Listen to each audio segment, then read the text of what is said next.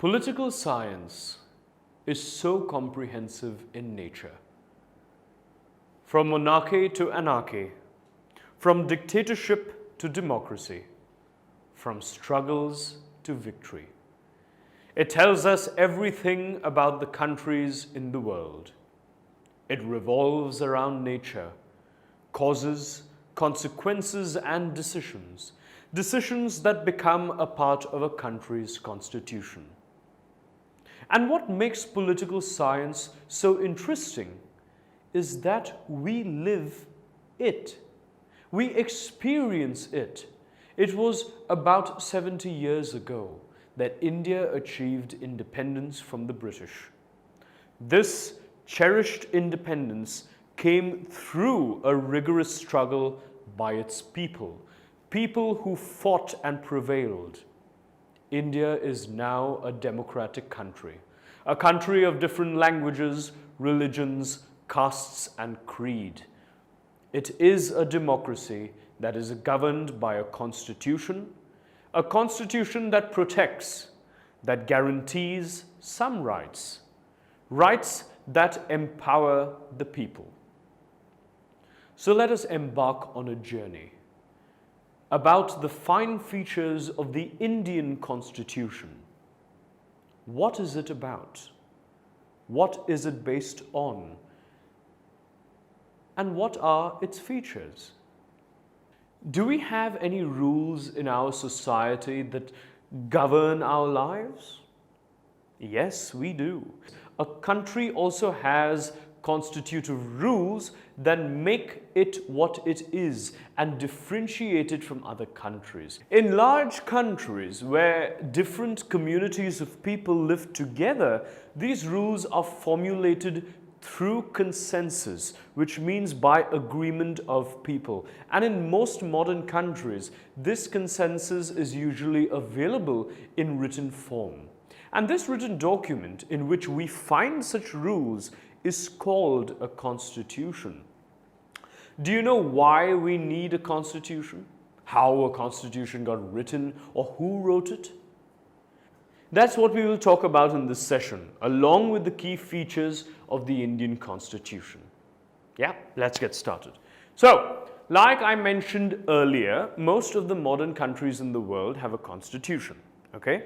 And mostly all democratic countries, us included India, do have one in place. But it is not necessary that all countries that have a constitution are democratic.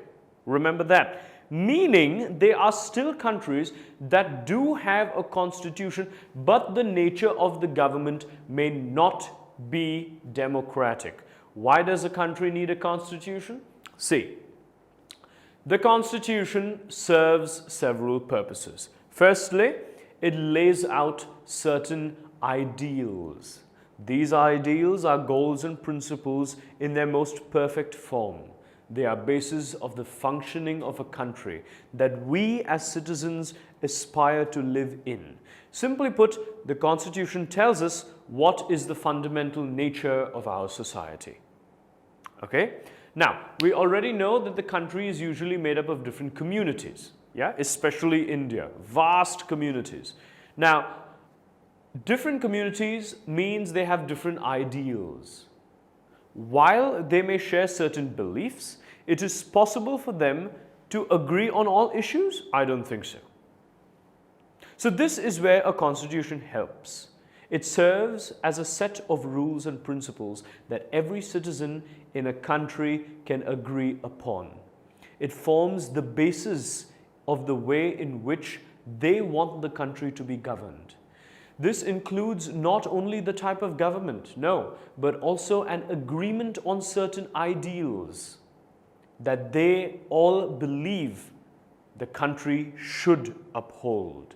Another important function of a constitution plays in a democracy is to ensure that a dominant group does not use its power against other less powerful people or groups. Why we have a constitution is precisely to prevent this tyranny or domination by a majority to a minority. for that to occur. How do you think this takes place? This domination can occur in different ways. Sometimes a community dominates another. This refers to inter-community domination.